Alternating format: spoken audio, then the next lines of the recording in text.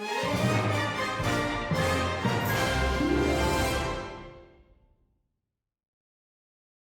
یہ سنجیدگی سے سوچ رہا ہوں کہ اس حکومت کو، بالخصوص وزیر اعظم پاکستان کو، یہ مشورہ دیا جائے کہ ایک بین الاقوامی ڈگری آفر کریں. اس ڈگری کا نام ہو عوام کو ٹرک کی بتی کے پیچھے لگانے کا صحیح طریقہ.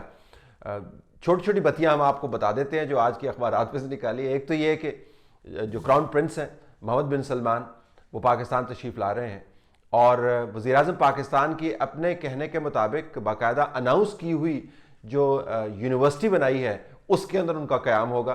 جو پرانا وزیر اعظم ہاؤس ہوتا تھا جس کے اوپر اتنی لے دے ہوتی تھی کہ جی لیوش ہے، ہم غریب ملک ہیں، اس کے اندر ہمیں لوگوں کے سامنے خام خواہ کا اترانا نہیں چاہیے، اور مہمان جو آئے گا وہ ہمارے ساتھ ٹھہرے گا وغیرہ وغیرہ، باقاعدہ یونیورسٹی اناؤنس کی.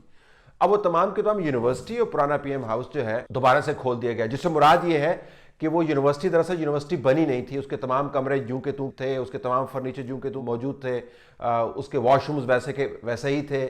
اس میں سے کچھ چیز تبدیل نہیں کی گئی. اگر تبدیل کی گئی ہوتی، یونیورسٹی بن چکی ہوتی، تو ظاہر ہے محمد بن سلمان تو وہاں پہ انہوں نے کیا ٹھہرنا تھا، ان کے گارڈ بھی وہاں پہ نہ ٹھہرتے. تو وہ جوں کا توں پی ایم ہاؤس موجود ہے، تمام اپنی آسائشوں کے ساتھ موجود ہے، اور وہ تمام اخراجات مبینہ طور پر جو حکومت نے بچائے ہیں وہ ابھی بھی اس کے اوپر لگ رہے ہیں. تو وہ یونیورسٹی جو ہے اس کے اندر محمد بن سلمان صاحب ٹھہریں گے. لیکن آپ کو ٹرک کی بتی کے پیچھے لگایا ہوا تھا جی کہ یونیورسٹی ہم نے بنا دی ہے اور ہم نے ایک پی ایم ہاؤس سادہ سا کر دیا. 3 پی ایم ہاؤس ہیں اس وقت.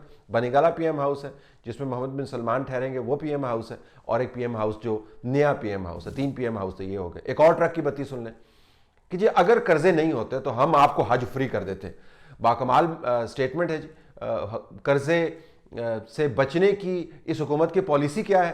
پالیسی ہے کہ مزید قرضے لیے جائیں. پچھلے 7 مہینوں کے اندر اگر آپ قرضے لینے کی مقدار دیکھیں تو پچھلی حکومتوں نے، جو نااہل حکومتیں تھیں پیپلز پارٹی کی اور نااہل حکومت تھی پاکستان مسلم لیگ نون کی، پچھلے 7 مہینے میں اوسطاً اس سے کہیں زیادہ قرضے لیے ہیں. تو قرضے لینے کا جو جنجال ہے جس کی وجہ سے یہ آپ کو حج فری نہیں دے پائے، اس جنجال سے ٹیکل کرنے کا طریقہ کیا ہے کہ مزید ہم قرضے لے رہے ہیں. یہ باکمال قسم کی ٹرک. لیکن آپ کو بتایا گیا جی پچھلے حکومتیں بڑی کرپٹ تھیں، بڑی بے ایمان قسم کے لوگ تھے اور بالکل نااہل بھی تھے، لہٰذا انہوں نے یہ حالت کی. ورنہ آپ کو حج ہم فری حج کرواتے ہیں. فری حج کو تو چھوڑ دیں، حج کی قیمتیں ڈبل کر دی ہیں. یعنی ایک طرف فری حج کی ٹرک کی بتی ہے جس کا کوئی وجود نہیں ہے لیکن آپ بھاگ رہے ہیں اس کے پیچھے اخبار میں پڑھ کے، اور دوسری طرف حالت یہ ہے کہ حج کی وہ قیمت جو نااہل حکومتوں نے مقرر کی تھی اس سے ڈبل پر آپ کو حج ہوگا.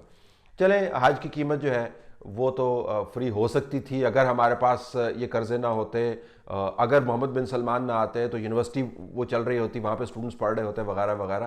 یہ جو بل آ رہے ہیں گیس کے، یہ کس کی اہلیت کا کارنامہ ہے؟ بڑا دھچکا لگا ہے. میں پہلے سے کہتا چلا آ رہا تھا کہ جب بل آئیں گے تو آپ کو پتہ چلے گا کہ پاکستان کے اندر کس بھاؤ بک رہی ہے اور کس قسم کے نظام سے ہمارا واسطہ ہے. وہ اپنے گلے میں خود ہی پڑ گئی. جب ہمارے اپنے بل آنے شروع ہوئے تو بڑی پریشانی ہے. بل آپ کے سامنے رکھ دیتا ہوں. جنوری 2018 میں جو یونٹس کنزیوم کیے گئے تھے وہ بھی آپ کے سامنے ہیں. اس میں جو بل آیا وہ تقریباً 20,148 روپے آیا، اور رفلی اتنے ہی یونٹس کنزیوم ہوئے دسمبر 2018 کے اندر، اور اس کا بل بنا تقریباً 54,000. جو موجودہ بل اب مجھے دینا ہے وہ ملا کے 1,04,000 ہے. آپ کہیں جی کہ 58,000 بل بنا ہے تو یہ 1,04,000 کیوں دینا ہے؟ اس وجہ سے دینا ہے کہ چالاکی کی ہے انہوں نے کہ 1 مہینے کا بل ہی نہیں بھیجا، اور بل کے اوپر وہ جرمانہ لگا کے جب بل ہی نہیں آیا تو انہوں نے دینا کہاں سے تھا؟ پتہ چلا کہ آدھے سے زیادہ محلے کا بل ہی نہیں آیا. پھر پتہ چلا کہ ہر محلے کے اندر لمبی قطاریں ہیں لوگوں کے گھروں کی جس کے اندر بل بھیجے نہیں ہیں، اور ڈبل بل کر کے اوپر سرچارج لگا کے دیا. ہم نے کہا جی چلیں ٹھیک ہے، پاکستان کی چونکہ ہم شہری ہیں، ٹیکس ویکس دیتے ہیں، لا ابائڈنگ بھی ہیں، لوور مڈل کلاس ہے، تو وہی کام کرتے ہیں دوسروں کو کرنا چاہیے. ہم نے بڑا تیر مارا. ہم صبح لائن میں جا کے لگے. ہم نے کہا جی پی ایم صاحب نے کہا تھا کہ یہ معاملات طے کرنے چاہیے اور ہم نے اس کو ایڈریس کرنا ہے. لوگوں کے اوپر بڑی بپتا نازل ہوئی ہے، عذاب آیا ہوا ہے. عذاب کیوں آیا ہوا؟ اپنے فیصلوں کی وجہ سے آیا ہوا، لیکن وہ ایک علیحدہ ٹرک کی بتی ہے جس کے پیچھے لگایا ہوا ہے کہ ہم کریک ڈاؤن کر رہے ہیں جی، ہم اس کو سارٹ آؤٹ کر رہے ہیں، کبھی اس ایم ڈی کو نکال، کبھی اس ایم ڈی کو نکال. تو یقیناً یہ جو بندر چھلانگے ہیں ان کا کوئی نہ کوئی نتیجہ تو نکلتا ہوگا. تو ہم گئے بڑے صبح جا کے اسکول پڑھانے سے پہلے لائن میں جا کے کھڑے ہو گئے. ہم نے کہا جی پہلے ٹوکن لے لیتے ہیں، ہم شاید ہو سکتا ہے پہلے دوسرے تیسرے بندے ہوں جو وہاں پہ پہنچے ہوں. یہ ہمیں ٹوکن ملا جی 103واں نمبر.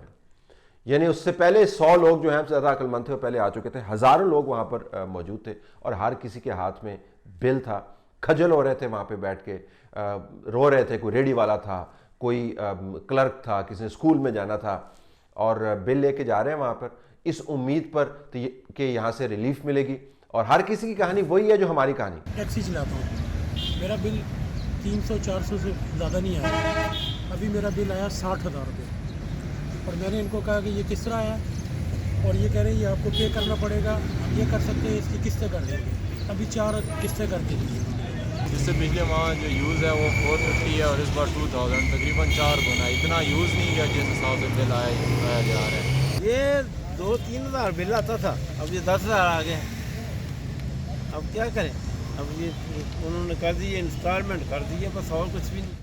تو حالت یہ ہے کہ اگر آپ عام پاکستانی ہیں جس کے پاس رزاق داؤد جیسی سہولیات میسر نہیں ہیں، کہ ان کی کمپنی جب مومن ڈیم کا ٹھیکہ لیتی ہے تو وابڈا چیئرمین بتاتے ہیں کہ اس ٹھیکے کے اندر جب ہم ان سے بات کریں گے تو 50 بلین کی کنسیشن کروا لیں گے، یعنی 50 بلین جو ہوتا ہے وہ 50-100 کروڑ ہوتا ہے، تو اس کی کنسیشن ہم ان سے کروا لیں گے۔ جو 50 بلین کا کنزورشیم جس کی کمپنی، جس میں رزاق داؤد کی کمپنی ہے، جب وہ 50 بلین 50-100 کروڑ کی کنسیشن دے سکتی ہے تو کتنا پیسہ ہوگا۔ یا اسد عمر صاحب جیسے ماہر لوگ نہیں ہیں، اسد عمر صاحب نے اور فواد چودھری نے اور فیاض الحسن چوہان نے خوب عزت کمائی ہے پچھلے 6-7 مہینے کے اندر، اور اسد عمر صاحب جو ہیں وہ انگریزی بولنے والے فواد چودھری بنتے چلے جا رہے ہیں۔ اگر ہمارے پاس وہ چرب زبانی نہیں ہے تو پھر آپ کے پاس کیا آپشنز ہیں؟ اگر آپ عام پاکستانی ہیں تو بڑی مشکل میں ہے، لیکن جو سب سے بڑی ٹرک کی بتی ہے وہ یہ ہے۔ تو آپ سب کے لیے میں صرف کہنا چاہتا ہوں کہ حوصلہ رکھیں، کوئی گھبرانے کی بات نہیں ہے، آرام سے آپ ریلیکس کریں،